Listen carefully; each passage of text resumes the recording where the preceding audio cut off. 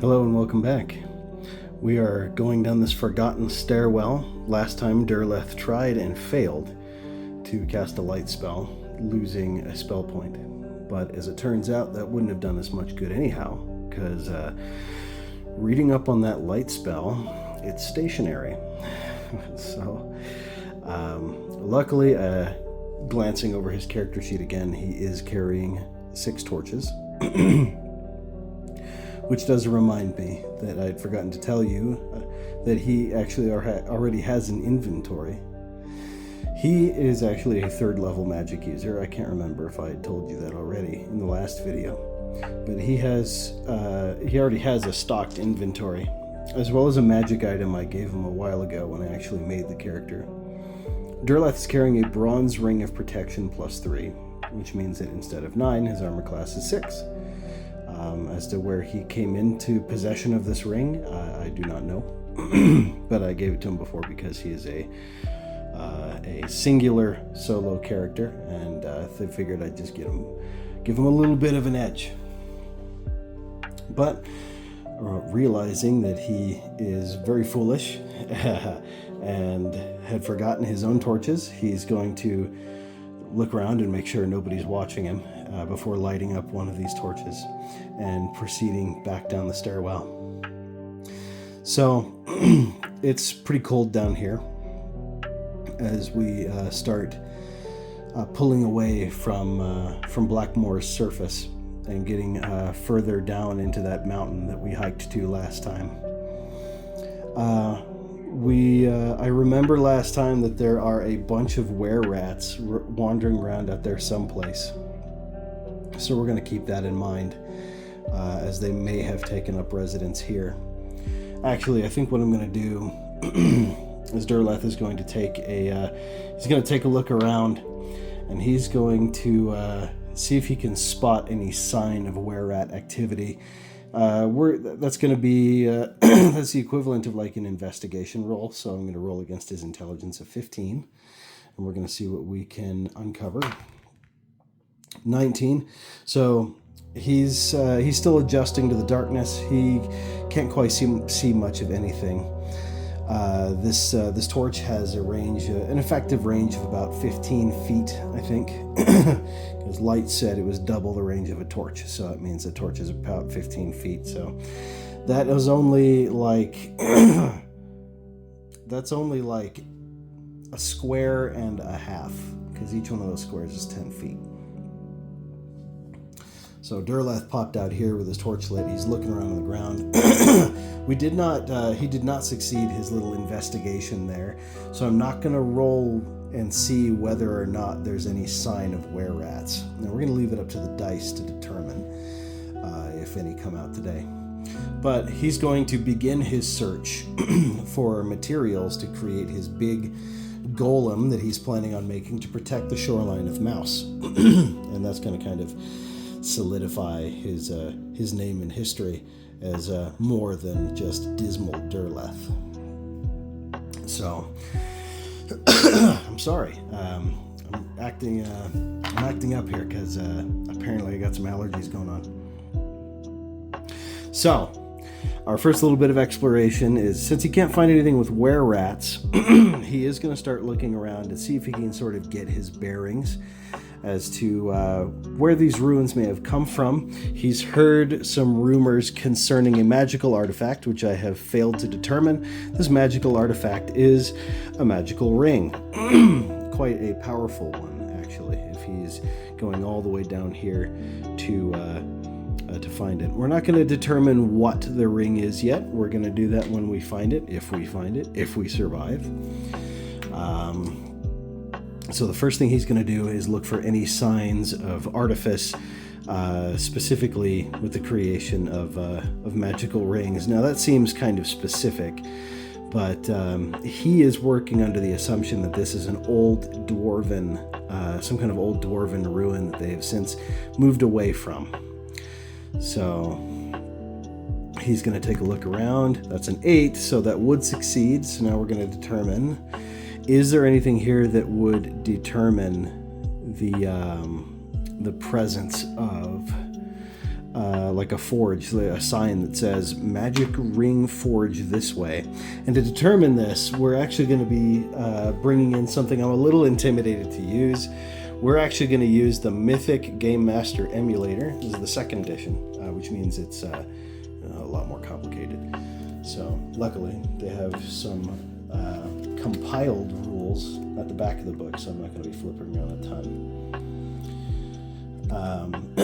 And by no means do I possess any kind of system mastery over this. This is one of the first times I'm using it, so exciting stuff.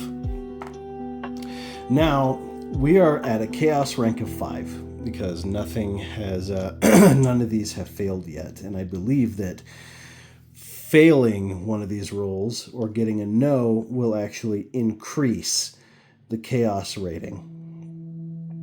So what I'm actually saying here, since this is just the beginning here, I'm going to say it's very unlikely that we are going to find anything that says, this way to Magic Ring. We don't even know if this is actually a dwarven mine, or a dwarven fortress. He's assuming that. So here we go. We got a 25% with a critical yes on 5 and a critical no on 86. I'm not sure what happens on those, but we will, exceptional yes and no. So that's what we're going to determine right now. That's a 26.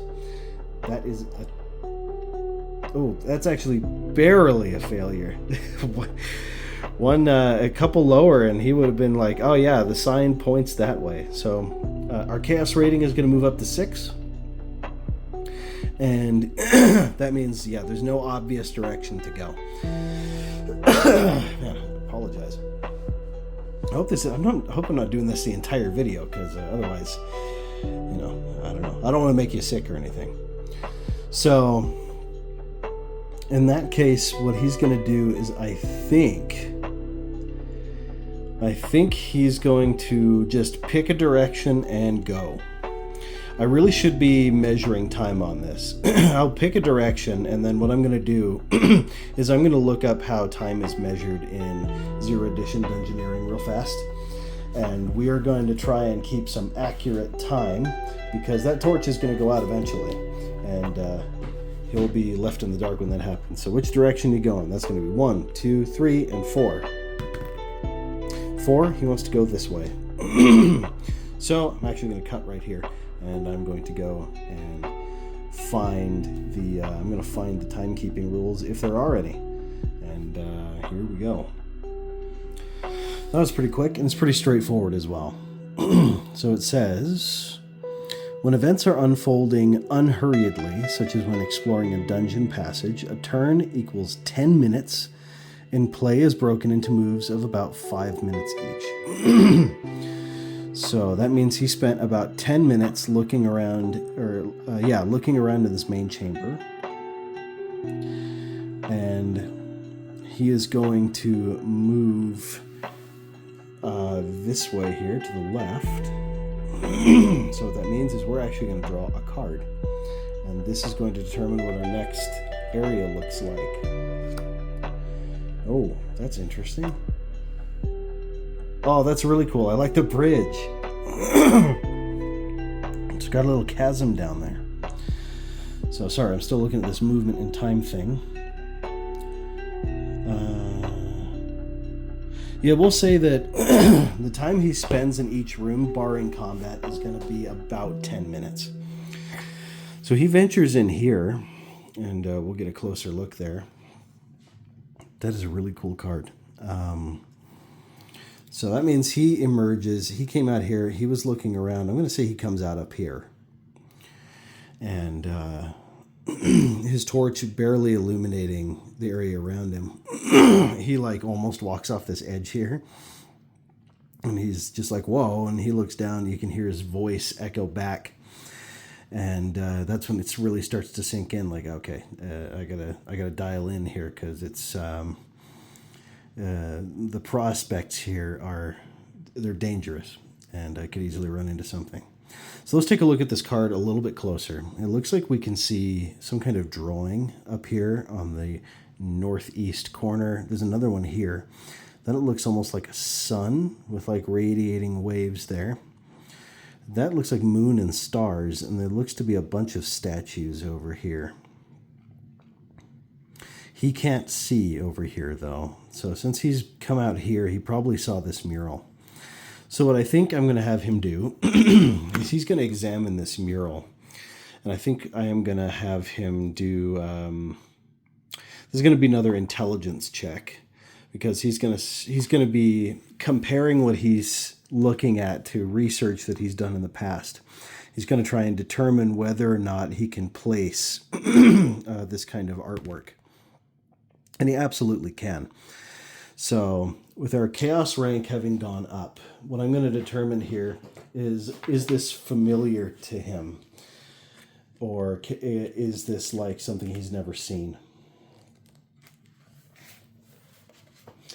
So I'm going to say this is about 50-50, and we're at a chaos rank 6. So 65 and lower says yes, he recognizes this. And then we can determine whether or not this is dwarven of make. Because he is very interested in the history of this place, not just the ring it has to offer. So here we go. It's a 31. He can identify it. And is it dwarven? That's a 2. No. This mural is not of dwarven, or at least it doesn't reflect dwarven culture. So we're going to go with the idea that that is a sun with radiating, with like some radiating sun rays and stuff. And another supplement for Blackmoor, that would easily be the sign of a god called Solus, or Solus, who is that's a god of the sun and a god of harvest. So I think he automatically assumes that this is a religious mural and it has something to do with Solus. But it doesn't really help him in his task. By the way, something I'd forgotten to do, he just changed scenes technically, because he's gone from room 1 or area 1 to area 2. So whenever you're changing scenes and you're using the Mythic emulator, there's something you got to do. And you got to roll a d10, and we're going to roll it against the chaos rank. And depending on what we roll, I can't remember if rolling above or below is typically what you want, but depending on what you roll, there might be something that happens. So since the chaos rank is higher, I think if you roll lower than your chaos rank, then something crazy happens. But, I'll roll and then I'll check here. So our chaos rank is 6. We just rolled a 5, so we rolled lower. And I'm going to go and check out whether or not we want to roll, or what happens when I roll lower. So as I've just found, we have found an altered scene. So I know that has to do mainly with narrative, not so much the areas on the card, but we're going to adapt it to be such. So we've rolled odd and below our below our chaos factor. If we had rolled over, then it would just be as we had expected. So since this is an altered scene, we're going to go to the altered scene chart, if there is such a thing. And we are going to see how this room differs. So, random event focus, fate questions as RPG rules. Interesting. So, is there an altered scene table? It doesn't look like it. The expected scene adjustment table. Oh, I see. Just to take a look here. See, I don't know what a lot of the stuff in here is, where it's like, oh yeah, it's a what was this? A thread discovery check, progress, flashpoint track. Yeah, I don't know what hardly any of that is. That's new to me, so I'm just kind of going from what I can assume based on this. One time I should do a video where I use this in a much more conventional way, the way the writer would have wanted me to. So, but for now, you know what? Since I can't find anything like that, we're gonna go back on our weird dice, and we're gonna see what they have to say about it. So this room is altered in some way. 4 swords and what looks to be 4 wings. So when I see wings, the first thing that pops into my head is movement or mobility. And I've seen 4 swords. 4 swords here. This is like aggression. So to me, this looks like a monster encounter. So the Lost Dungeons of Tannisborg does not have a wandering monster chart that I could find. So, and neither does First Fantasy Campaign beyond what you would find outside. So what I have come up with is I found my old deck of old school encounters. Now this thing may very well screw us, because what's in here may just be way beyond what Durleth can handle on his own. And he is very fond of working alone, so if it's too powerful, we may have to abandon this dungeon venture altogether and return to the surface and rethink our lives a little bit. And if that is the case, then so be it. But what is it we encounter in this room? Oh my word! Are you seeing this? What do you mean? What do you mean? Who?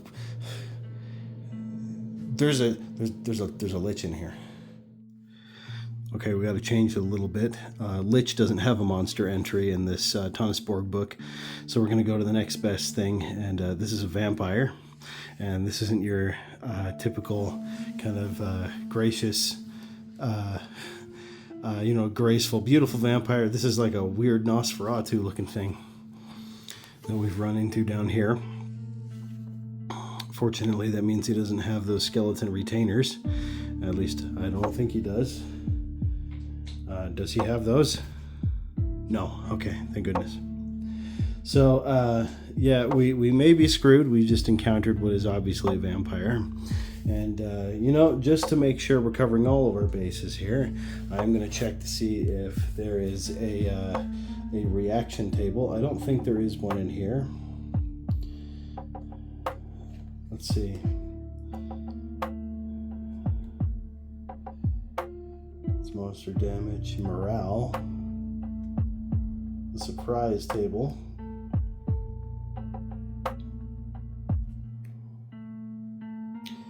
I'm not seeing one. So to keep things moving smoothly, what I'm going to do is I'm going to use this reaction die, and we're going to interpret whatever face pops up here to be appropriate to our situation.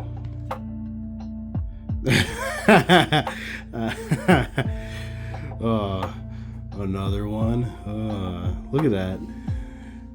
Well, he's certainly not pleased that we're here, but that's not quite what I was expecting. Does that mean he's hostile? Oh, he's absolutely no, that's a 1. That's an absolutely not hostile. He isn't hostile to us at all. He's annoyed at our presence, but he doesn't want to kill us, I don't think. So he's more just like, what are you doing down here? Man, what do we even say to this guy? You know what? I don't think I really want to hang out with a vampire.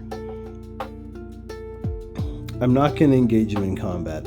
What I am going to do is I am going to tell him why I'm here, because we're going to be honest, and Durleth is going to say, "Oh, we're looking for a magic ring, and I'm trying to defend our region against Scandaharian invasion." And the vampire, upon hearing that, he seems kind of pleased about that. Thank goodness. Well, is he going to help us? Absolutely not. Is he going to tell us to leave? No. This is like a really chill vampire. I'm not sure what's going on with this guy. Maybe he's just done with all the nonsense of adventurers. Even still, though, I know the reputation of vampires, and even though this is kind of an anticlimactic ending to this encounter, I think I'm going to leave. We were in the wrong neighborhood. We were in the wrong neighborhood. I don't really want to hang out down there. Durleth leaves that dungeon. I don't think he's given up on his plan to build the big golem, but he has certainly given up on the plan of going down there alone. So anyway, yet again, we were changing scenes. Chaos factor way up. Let's take a look at what we got. Let's roll our d10 again. That's a 1. That's way under our scene. So he's planning on going back to the surface. And upon getting back up there, let's take a look at our... I think these dice are not very well weighted because I get very similar results most of the time. But let's roll our little things here. Oh, wow. What does that mean?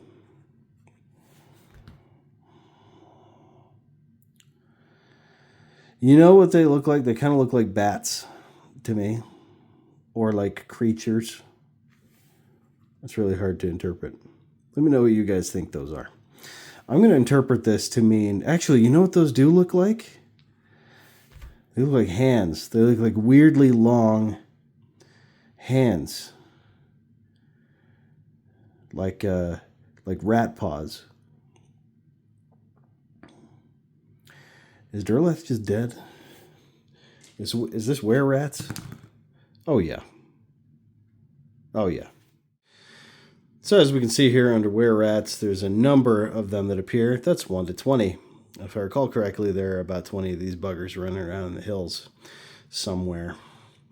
So, yeah. How many of these things appear? We're going to determine that on a roll of d20. Huh!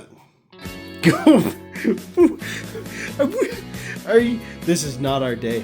What's happening? Okay. Well, let's think about this rationally here.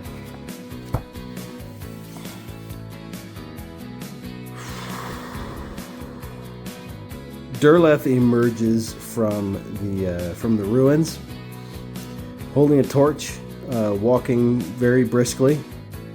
He ascends the staircase, looks around, and he's surrounded by an entire clan of were-rats. A whole clan of were-rats. And it looks like they were getting ready to move all of their stuff right down into that dungeon. It looked like they were taking residence. This is some horrific luck. Absolutely horrible. I'm going to roll their reaction to him. And if they're hostile, Durleth is probably dead. Unless he gets a pretty spectacular spell off, and we are gonna give ourselves a chance to do something to get away. If we survive this, Durleth is going to start doing more basic things like riding along with caravans as a guard, but we'll cross that bridge when we get there. We've just gone from vampire to a bunch of were-rats, and they are... Oh, they... what? What? You can imagine. Holy cow. Durleth comes running out of this dungeon. There's 20 were-rats sitting around hauling bags and crates of stuff, and this guy comes running out. You know what? I think Durleth gets away. I'm going to roll for that. But I think Durleth gets away. They're just shocked to see him. They're like stunned. They didn't expect one wizard to come running out of a dungeon, look at them, and essentially is just like, good afternoon, and then just runs off. Man, look.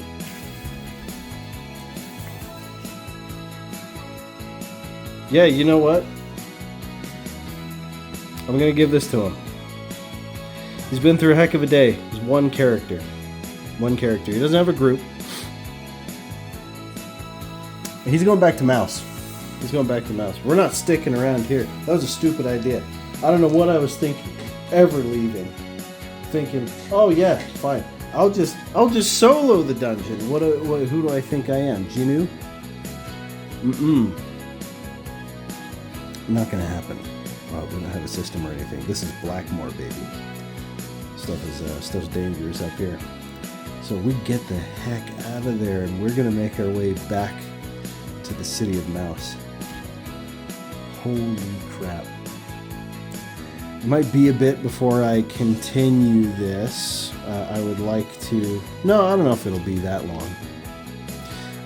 We just need to approach this from a different direction. That's all. There's lots more we could do besides dungeon delving. I mean, we got caravans, we got all kinds of people we can help out. Mages are kind of needed all over the place. Look at me coping. Look at this. Coping though it may be, some people just aren't born the hero. You know what I'm saying? You know what I'm saying. You guys are solo role players too. You know how it is. Okay. Well, I'll see you guys next time in the City of Mouse, where we're going to go home and rethink our life. Yeah. That was absolutely brutal.